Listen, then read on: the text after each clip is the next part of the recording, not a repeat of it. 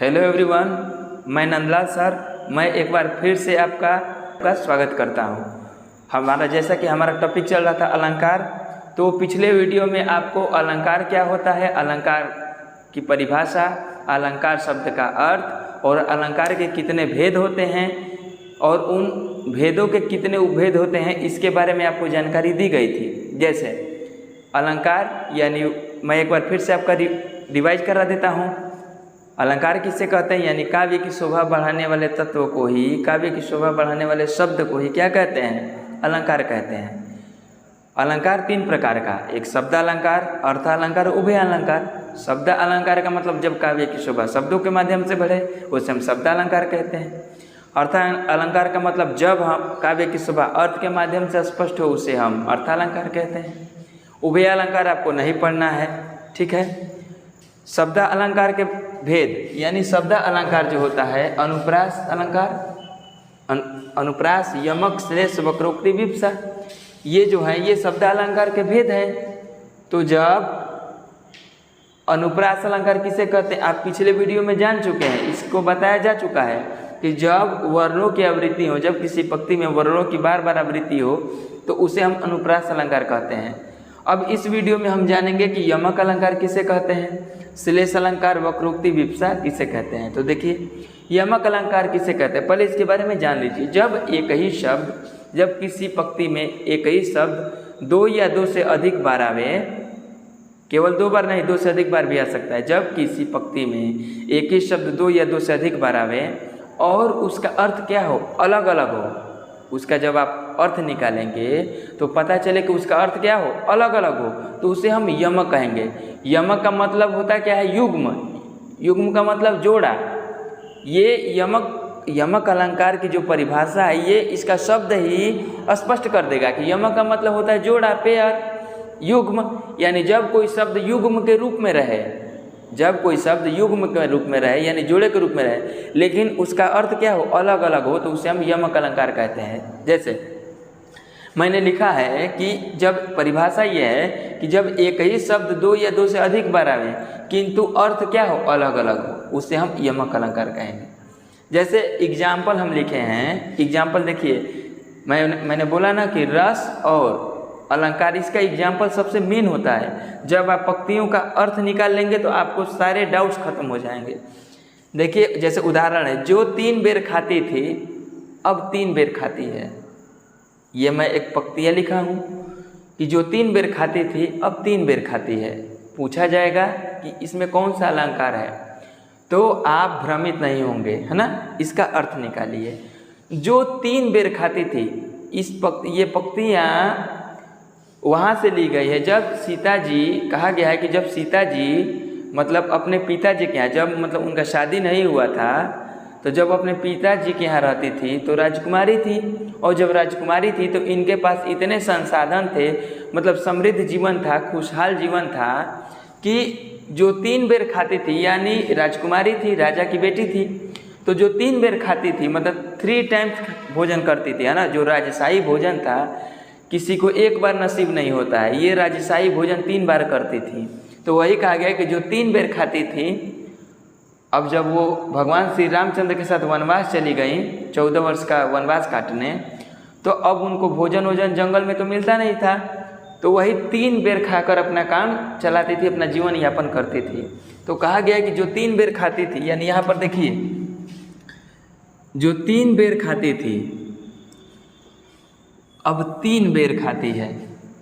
जो 3 बेर खाती थी माने 3 बेर खाती थी अब 3 बेर खाती है, यानी 3 बेर खाती और 3 बेर खाती यहाँ भी है। यानी यहाँ पर ये समय, ये भोजन को इंडिकेट करेगा कि ये कितनी बार खाती थी, और यहाँ पर ये बता रही कि ये 3 फल, है ना। यानी यहाँ पे इंडिकेट क्या कर रहा है, समय, भोजन के समय को, है ना।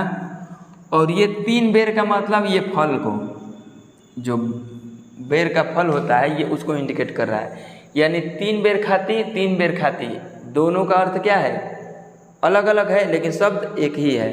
तो इस प्रकार ये हुआ यमक अलंकार। जैसे इसके बहुत सारे एग्जाम्पल है, जैसे कनक कनकते सौगुनी मादकता अधिकाय, वापाए बौराए जग वा खाए बौराए, है ना। यानी इसमें कवि ने कनक कनक युग्म के रूप में आया है, यानी यह यमक अलंकार है। और इसमें एक कनक का मतलब होता है सोना और एक कनक का मतलब होता है धतूरा, यानी कनक कनक ते सौगुनी मादकता अधिकाय वा पाए बौराए जग वा खाए बौराए, यानी बहुत ज़्यादा सोना यदि आपको मिल जाता है तो भी आप पागल हो जाएंगे, बौरा जाएंगे। और बहुत सारा धतूरा भी, एक कनक, पहले कनक का मतलब हुआ सोना और दूसरे कनक का मतलब होता है धतूरा, यानी आप बहुत ज़्यादा धतूरा का भी सेवन कर लें तो आप क्या हो जाएंगे, बौरा जाएंगे, यानी पगला जाएंगे। ठीक है, तो उस प्रकार से बहुत सारे इसके एग्जाम्पल हैं। ठीक है, अब देखिए तीसरा आता है श्लेष अलंकार, जो किसका उपभेद है, शब्द अलंकार का ही, श्लेष अलंकार। तो जहाँ पर एक ही शब्द के कई अर्थ निकलता हो, जैसे एक ही शब्द होगा, शब्द एक ही होगा लेकिन उसके अर्थ कई होंगे।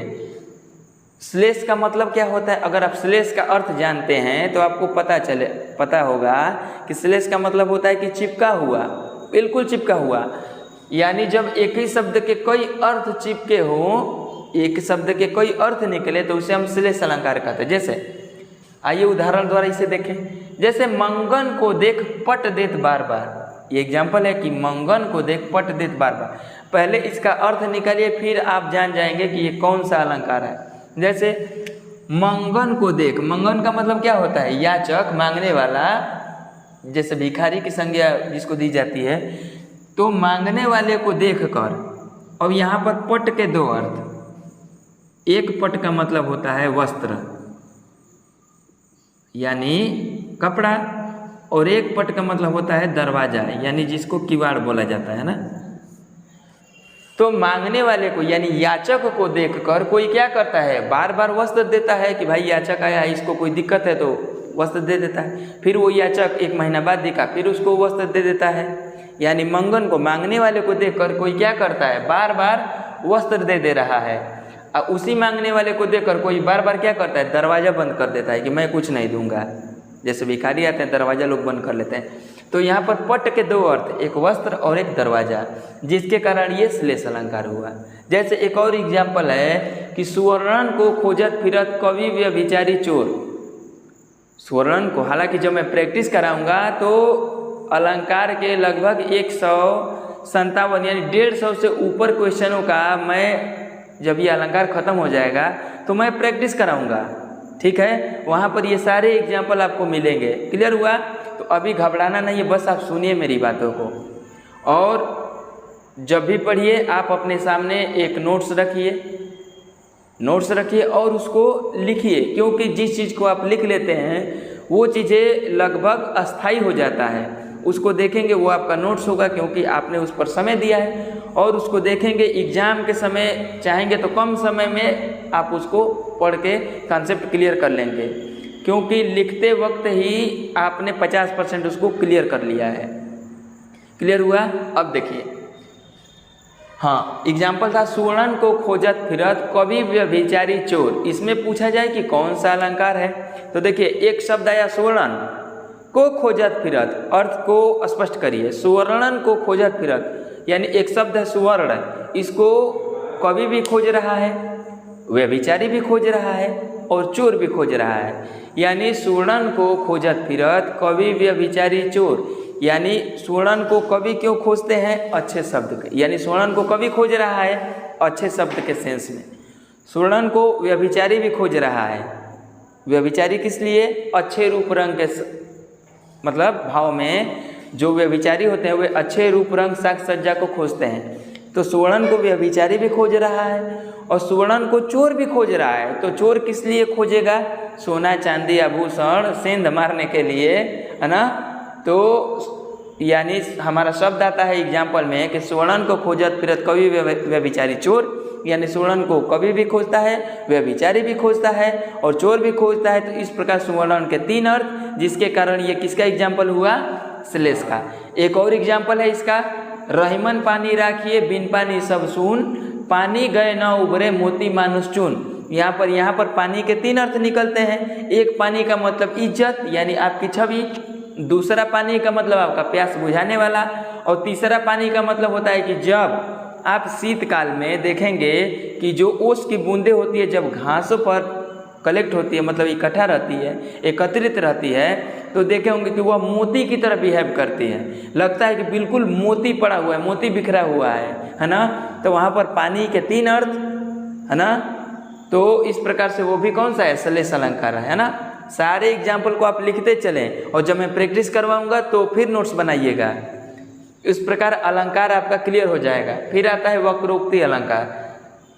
ये होता है कि इसका प्रयोग आप रोज करते हैं, पता चलता है कि कहने का अर्थ दूसरा था और सुनने वाले ने अर्थ दूसरा निकाल लिया।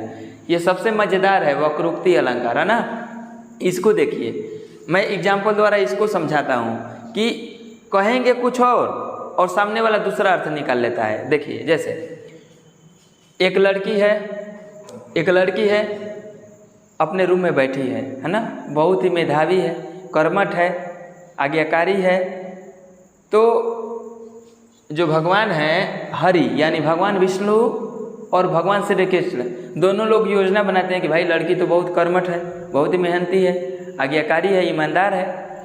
तो वो लोग सोचते हैं कि चल के इसको वरदान दिया जाए, है ना। लड़की रूम में बैठ के पढ़ रही होती है, तो दोनों भगवान सोचते हैं कि चल के इस लड़की को, मतलब इसकी मन इच्छा जो है, मतलब जो भी इसको बनने का सपना है उसको पूर्ण कर दिया जाए आज आशीर्वाद के माध्यम से। तो वो जाते हैं, भगवान दोनों लोग जाते हैं और दरवाज़ा ठकठकाते हैं। लड़की रूम में बैठ के पढ़ती है, दरवाज़ा ठकठकाते हैं। तो पूछती है, जैसे ये लोग दरवाज़ा, दोनों भगवान आए जो श्री कृष्ण भगवान और विष्णु भगवान दरवाज़ा ठकठकाते हैं। तो लड़की पूछती है, जैसे ही दरवाज़ा बजता है तो पूछती है कि कौन द्वार पर, पूछती है कि कौन द्वार पर। तो भगवान विष्णु कहते हैं कि मैं हरि, वो कहते हैं कि मैं हरि। पूछती है लड़की कौन द्वार पर, तो कहते हैं भगवान विष्णु कि मैं हरि यानी मैं हरि हूँ। तो वो लड़की समझ लेती है कि कोई वानर आया है, क्योंकि हरि का मतलब भगवान विष्णु भी होता है और वानर भी होता है। तो वो समझ लेती है कि मेरे द्वार पर बंदर आया है। तो कहती है कि तो क्या काम वानर का, यानी कहने का अर्थ दूसरा था कि भगवान आए थे दरवाजे पर और ये लड़की समझ बैठी वानर। फिर अब श्री कृष्ण भगवान की बारी आई, तो वो भी दरवाजा ठकठकाते हैं, भगवान विष्णु तो चले जाते हैं। तो कौन द्वार पर, तो भगवान श्री कृष्ण कहते हैं कि मैं घनश्याम यानी मैं घनश्याम हूँ। तो लड़की समझ लेती है कि घन का मतलब घना और श्याम, घन का मतलब घना और श्याम का मतलब काला, यानी घनश्याम का मतलब काला बादल। ठीक है, तो लड़की समझ बैठती है कि काला बादल यानी जो वर्षा कराने वाला बादल है वो मेरे दरवाजे पर आया है। तो वही कहती है कि कौन द्वार पर, तो भगवान श्री कृष्ण कहते हैं कि मैं घनश्याम। तो कहती है कि तो जाओ बरसो यानी जाओ बरसो। ठीक है, यानी कहने का अर्थ था कुछ दूसरा और लड़की ने अर्थ समझ लिया कुछ दूसरा। तो जिसके कारण इस पंक्ति में वक्रोक्ति अलंकार है। तीसरा, अब लास्ट देखिए विवक्षा अलंकार। इसको ये क्या होता है, जहाँ पर घृणित और आश्चर्य, जब घृणित शब्द आए और आश्चर्य करने वाले शब्द आते हैं किसी पंक्ति में, तो वहाँ पर विवक्षा अलंकार होता है। जैसे उदाहरण के माध्यम से देखिए, जैसे छी छी हटाओ इसे, यानी घृणित शब्द है ना छी छी, इससे पता लग जाता है कि इसमें कौन सा अलंकार है, विवक्षा अलंकार है। ठीक है, तो इस प्रकार से आपने शब्द अलंकार को, शब्द अलंकार के कितने भेद होते हैं और उन भेद के कितने उपभेद होते हैं, इसको आपने एग्जाम्पल के माध्यम से देखा। और मैं कामना करता हूँ कि आपको किसी प्रकार का दिक्कत ना हो। अगर आपको किसी प्रकार की दुविधा आती हो, किसी प्रकार का दिक्कत हो, तो आप हमारे कमेंट बॉक्स में लिख के कमेंट कर सकते हैं। अगले वीडियो में आपकी समस्या का समाधान किया जाएगा। और हमारे चैनल को ज़्यादा से ज़्यादा सब्सक्राइब करें। अपने मित्रों में, अपने फ्रेंड सर्कल में जितने लोग हैं जो लोग क्लास को अटेंड नहीं कर पाते हैं, उन्हें शेयर करें। और अगर हमारा वीडियो अच्छा लगता है कि आपके लिए ये यूजफुल है, तो इसको लाइक करें और ज़्यादा से ज़्यादा सब्सक्राइब करें। जय हिंद, जय हिंदुस्तान, जय भारत।